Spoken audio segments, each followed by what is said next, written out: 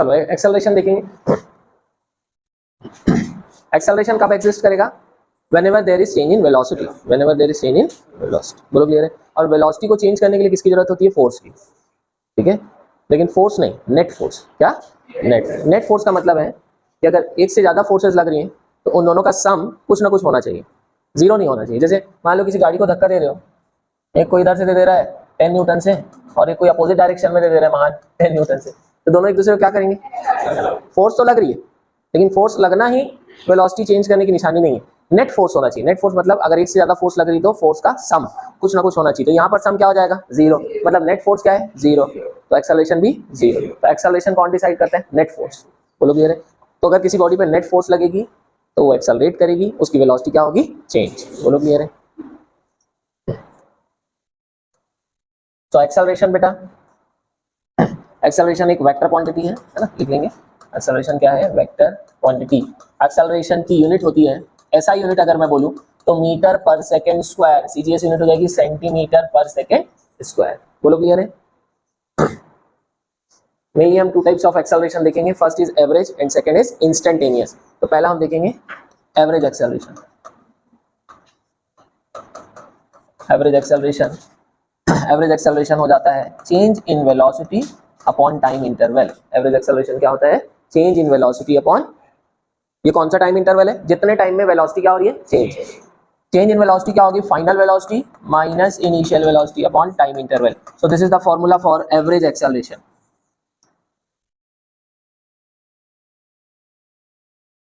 आगे बढ़े।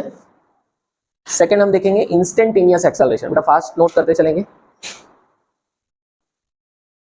Instantaneous acceleration means acceleration at a particular instant of time. जबकि अगर मैं बोलूं इंटरवल का एक्सेलरेशन तो वो क्या होगा? एवरेज। किसी पर्टिकुलर इंटरवल जैसे 2 से 4 सेकंड के बीच का, 5 से 10 सेकंड के बीच का इंटरवल का एक्सेलरेशन क्या होता है? एवरेज। और किसी पर्टिकुलर इंस्टेंट ऑफ टाइम का एक्सेलरेशन क्या होगा? इंस्टेंटेनियस। तो सेकंड हम देखेंगे, second will be instantaneous acceleration. जल्दी से, इंस्टेंटेनियस एक्सेलरेशन। इसमें देखेंगे if velocity is function of time. अगर वेलोसिटी टाइम का फंक्शन है, मतलब अगर वेलोसिटी टाइम पे डिपेंड कर रही है, तो आप वेलोसिटी को डिफरेंशिएट करेंगे विद रिस्पेक्ट टू टाइम, तो आपको मिलेगा इंस्टेंटेनियस एक्सेलरेशन। नोट कर लेंगे, if velocity is function of time then by differentiating velocity with respect to time we can find instantaneous acceleration. बोलो क्लियर है? ठीक है। देखो, अगर बॉडी कांस्टेंट वेलोसिटी से चल रही है, वेलोसिटी एक वेक्टर क्वांटिटी है। वेलोसिटी किसी भी वेक्टर का दो पार्ट होता है, एक क्या होता है बोलो? मैग्नीट्यूड, और दूसरा क्या होता है? डायरेक्शन। तो अगर वेलोसिटी कांस्टेंट है मतलब मैग्नीट्यूड भी कांस्टेंट होगा और डायरेक्शन भी। दोनों में से कोई एक चेंज हो गया तो वेलोसिटी क्या हो जाएगी? चेंज। बोलो क्लियर है। अगर बॉडी कांस्टेंट वेलोसिटी से चल रही है मतलब उसको सीधा सीधा चलना पड़ेगा, उसको डायरेक्शन चेंज नहीं करना है। तो सबसे पहली कंडीशन है कांस्टेंट वेलोसिटी की, object must move in a straight line. तो क्या सर्कुलर मोशन कांस्टेंट वेलोसिटी वाला मोशन हो सकता है? क्या नहीं हो सकता, क्योंकि लगातार इसमें वेलोसिटी क्या हो रही है? चेंज। वेलोसिटी का डायरेक्शन चेंज हो रहा है कि नहीं? इस पॉइंट पर अगर मान लो ऑब्जेक्ट मान लो एंटी क्लॉकवाइज सर्कल में घूम रहा है, तो इस पॉइंट पर वेलोसिटी का डायरेक्शन कहां बनाऊंगा? Along the tangent. इस पॉइंट पर अलोंग द टेंजेंट, इस पॉइंट पर अलोंग द टेंजेंट। तो वेलोसिटी का डायरेक्शन लगातार चेंज हो रहा है, मींस वेलोसिटी क्या हो रही है? चेंज। बोलो क्लियर है। तो क्या सर्कुलर मोशन में वेलोसिटी कांस्टेंट हो सकती है? नहीं हो सकती। ठीक है। अगर वेलोसिटी कांस्टेंट होना है तो सबसे पहली कंडीशन है तो डायरेक्शन क्या होना चाहिए? कांस्टेंट, और उसका मैग्नीट्यूड भी क्या होना चाहिए? कांस्टेंट। वेलोसिटी का मैग्नीट्यूड क्या होता है? स्पीड। वेलोसिटी का मैग्नीट्यूड क्या होता है? स्पीड। मतलब अगर ऑब्जेक्ट स्ट्रेट लाइन में मूव कर रहा है विद कांस्टेंट स्पीड, मतलब स्ट्रेट लाइन में मूव कर रहा है मतलब डायरेक्शन कांस्टेंट है और स्पीड भी कांस्टेंट है, मतलब ये दोनों क्या है? कांस्टेंट। तब हम बोलेंगे दैट वेलोसिटी इज कांस्टेंट। बोलो क्लियर है। अगर इसमें से कुछ भी चेंज होगा तो वेलोसिटी क्या होगी? चेंज। बोलो क्लियर है। जैसे मान लो ऑब्जेक्ट मूव कर रहा है 5 मीटर पर सेकंड टुवर्ड्स नॉर्थ और लगातार इसी डायरेक्शन में जा रहा है, तो देखो स्पीड भी कांस्टेंट है, मतलब वेलोसिटी का मैग्नीट्यूड कांस्टेंट और डायरेक्शन भी क्या है? अगर मान लो ऐसा हो गया 5 मीटर पर सेकंड साउथ, तो क्या वेलोसिटी कांस्टेंट रहेगी? क्या नहीं, डायरेक्शन क्या हो गया? चेंज।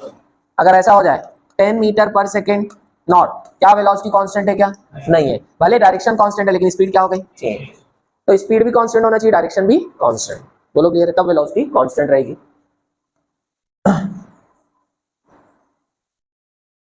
और वेलोसिटी को चेंज करने के लिए किसकी जरूरत पड़ेगी? फोर्स की। किसकी जरूरत? फोर्स। ठीक है। तो एक्सेलरेशन में हमने देखा कि भैया अगर इंटरवल का एक्सेलरेशन चाहिए तो final velocity minus initial velocity. यहां पर ध्यान रखेंगे that velocity is a vector, velocity has both magnitude and direction. ये चीज का आपको ध्यान रखना है कि अगर बॉडी भले बॉडी की स्पीड कांस्टेंट है लेकिन अगर डायरेक्शन चेंज करती है तो उसकी वेलोसिटी क्या हो जाएगी, चेंज। बोलो क्लियर है। और अगर वेलोसिटी टाइम का फंक्शन भी है तो आपको वेलोसिटी को डिफरेंशिएट करना है विद रिस्पेक्ट टू टाइम, तो आपको मिलेगा इंस्टेंटेनियस एक्सेलरेशन।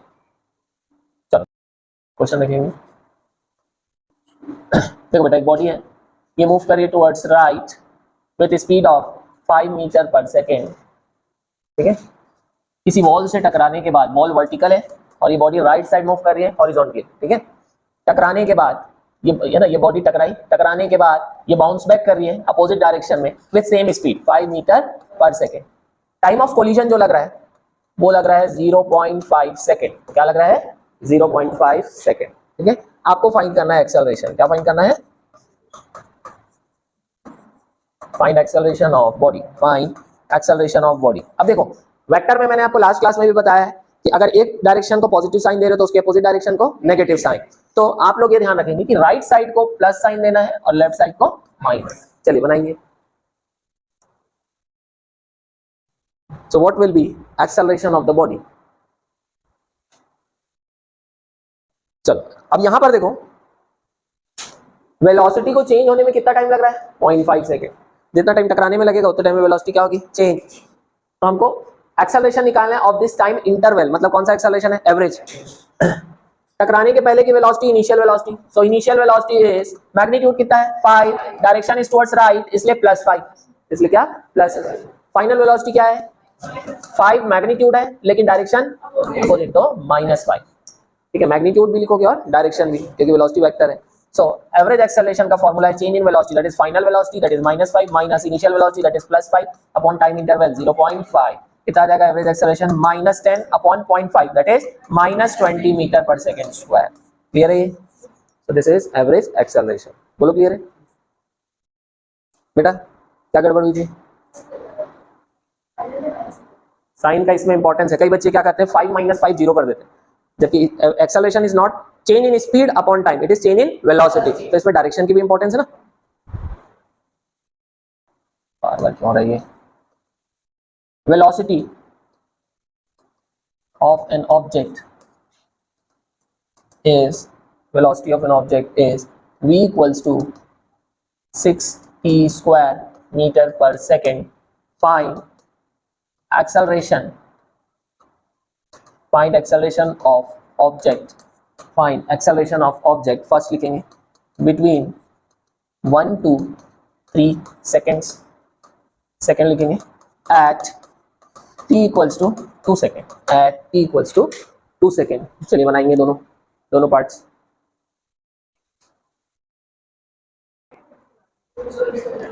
देखो पहला हमसे पूछ रहा है acceleration between 1 to 3 seconds means average acceleration, interval का एक्सेलरेशन एवरेज एक्सेलरेशन। तो एवरेज एक्सेलरेशन हो जाएगा final velocity minus initial velocity upon time. अब फाइनल वेलोसिटी किसको बोलेंगे, फाइनल टाइम की velocity that is velocity at 3 second. Initial time है 1 second, उसकी वेलोसिटी होगी इनिशियल वेलोसिटी। तो पहले अपन फाइनल वेलोसिटी और इनिशियल वेलोसिटी निकाल लेते हैं। Final velocity that is velocity at 3 second. तो टी की जगह यहाँ है ना, ये रिलेशन है वेलोसिटी और टाइम का। इस रिलेशन से आप किसी भी टाइम की वेलोसिटी फाइंड कर सकते हो। आपको चाहिए 3 सेकेंड की वेलोसिटी, तो यहाँ टी की जगह 3 रखो। सो इट विल बी 6 × 3 का स्क्वायर, 3 3 9 6 54 मीटर पर second. This is final velocity. Initial time की वेलोसिटी, इनिशियल टाइम इज 1। इस इक्वेशन में टी की जगह क्या रखोगे 1, तो 1 सेकेंड की वेलोसिटी आ जाएगी। तो 6 × 1 का स्क्वायर दैट इज 6 मीटर पर सेकेंड। बोलिए क्लियर है? तो आपको मिल गई final velocity and initial velocity. अब पहला पार्ट आपको चाहिए क्या फाइंड करना है, एवरेज एक्सेलरेशन। एवरेज एक्सेलरेशन होता है final velocity that is 54 minus initial velocity that is 6 upon time interval कितना है। टाइम इंटरवल कैसे निकालते हैं हमेशा, final time minus initial time, 3 - 1 कितना आएगा बेटा, ये आएगा 48/2 कितना 24 मीटर पर सेकेंड स्क्वायर। आगे तक ये गुड। दूसरा हमसे पूछ रहा है acceleration at a particular time that is instantaneous acceleration, और आपको velocity as a function of time दी हुई है। Velocity is given as a function of time, इसका मतलब है कि वेलोसिटी टाइम पे डिपेंड कर रही है। तो velocity here is function of time, therefore acceleration is obtained by differentiating velocity with respect to time. अब क्योंकि यहाँ पर dt है इसलिए वेलोसिटी का t वाला रूप रखना पड़ेगा। वेलोसिटी का t वाला फॉर्म है 6t square, so differentiation of 6t square with respect to time. Differentiation मैंने सिखाया है, t के सामने 6, t के पावर में 2, दोनों को मल्टीप्लाई करो, 6 2 12, फिर t लिखो, ओरिजिनल पावर से 1 कम कर दो, 2 - 1 is 1, 12t to the power 1 मतलब 12t। सो एक्सेलरेशन आपको मिला 12t। आप ये मिल गया आपको एक्सेलरेशन और टाइम का रिलेशन। अब आप इस इक्वेशन की मदद से किसी भी टाइम का एक्सेलरेशन फाइंड कर सकते हैं। आपसे कौन से टाइम का एक्सेलरेशन पूछ रहा है, 2 सेकंड का, तो यहाँ टी की जगह रखेंगे 2, so 12 into 2, so acceleration will be 24 metre पर सेकेंड। बोलो क्लियर है? तो जब टाइम 2 सेकंड हो रहा था तो एक्सेलरेशन 24 था, और 1 से 3 सेकंड का एक्सेलरेशन भी कितना है, 24। ये कोइंसिडेंटली सेम आ गया। अगर मैं थर्ड सेकंड का एक्सेलरेशन पूछूंगा तो यहाँ टी की जगह क्या रखोगे, 3, तो कितना आएगा, 36। ठीक है, बोलो समझ में आ रहा है?